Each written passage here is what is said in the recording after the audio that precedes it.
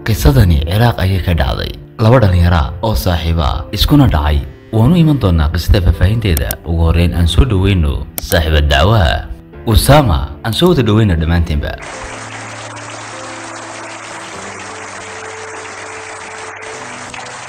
أهلا وسهلا أسامة سودو أسامة سو خير ما خير ويا وارنتا وخير يقورن عراق يقورن حالته بان وناكسنها أنا أدو عراق حكيت كده كني بغداد بان كده كنا اسل بغداد عاصمتها انت أنا اللي بدين وضع هذا حوقا بالهرطة ضدك إنير آن قصدي أن ير بياميو إذا دحمرتي أديك صاحبك كان هو أسامة دأدي سنة وتضوي لوات جر maamula halka ganacsiga ayuu ahaa wuxuu leeyahay saaxiib aad qaali ugu ah isaga uguna jira booska walaalkii waxaana la yiraahdaa Dr. Amir waxaanu ku takhasusay shaybaarka Amir naftirkiisuba walaalkii ayuu ka dhiganayay Usama xiriir adag ayaa ka dhaxeeyay kadibna waxay go'aansadeen inay furtaan meel ganacsi u khaas labadooda waliba way furteen meherad internetka way shaqaysteen mashruucu markii hore uu guuleystay markii dambe xaaladda ku xumaatay tuhum ayaa soo kala dhaxgalay labadooda Usama wuxuu ka shakiyay Amir waxaanu ku tuhmay Amir shaqadoodii sidoo kale Usama wuxuu go'aansaday inuu shirkadii barta ku baabiyo shuraakinimadina halka ku baabiyo xaqdi weyn ayuu qabay Amirna wuu sheegay isaga waliba si careysan ayuu la hadlay hadalkii ka soo yeeray ayaa wuxuu gaaray Usama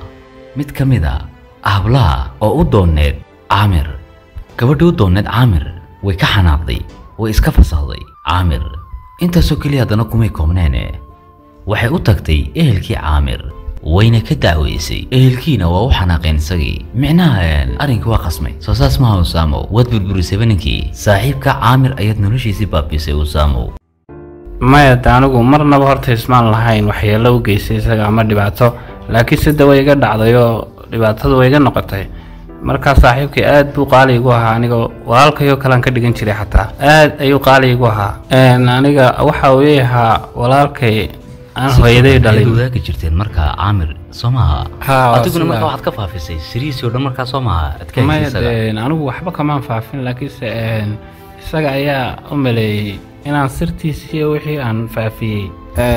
isaga laftiisa waxyaalo badan waxa jira uu been ka sheegay oo aan jirin ba mid kale xitaa walaalkay baa yimid ku yiri maxaa dhacayo waxba uu sheegin isagoo si kale ayuu ugu dhigaaray yani de wax kastaaba ha dhacaan waxa kale jiray maxaan ku idhaa argosi maya de anigu argosi baa la oran karaa ma jirin argosi macnaha de adigu isku buuq baa yibi markuu si xun ula hadlayna xoogaha waan yara cadhooday ma ogtay ma gabadhu u dooneed bad adigu sheegtay marka iyaduna saasi ku diiday marka guulkiisa way ku gacan saydayo ma garanaysaa markaan ehelkiisa ayuu tagtay waa inay ka soo dacweysay arintu saas ay u dhacdayo deetana markii dambe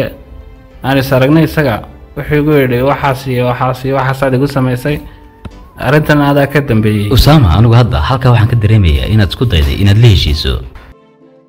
Amirna uu kugu diiday marka fursad kalena waad weeday aad kula heshiiso sida awgeed baad u soo doorbitay barnaamijkan Musaamax Kariim waan gartay haddaba anagu fariintii adiga waan ka qaadnay aad noo soo gudbisay isagiina waan gudbinay fariinsidaheegi ayaa ilaa gurigiisa geenaya bal aan eegno inay gaadhay fariintu iyo inuu aqbalayba waan aragna labadeenaba imika Amir baan loo fariinta u keentay su'aaliga baaskeelada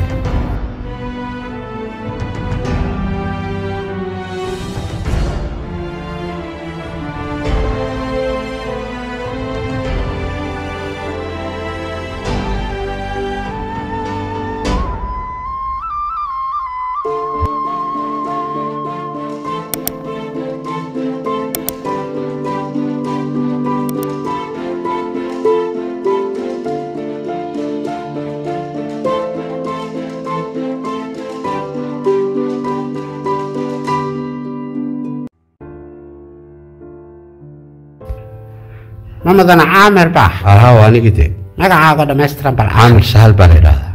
waxaan ku weydiiyay maxaad ka takhasustaa war shay baristana أنا فريت بقعت من مدن جورج أو برنامج كيسة كوكو حسومي أنا من قاعد فرنتي مدن جورج فرنتي ولا قاعد مدن عام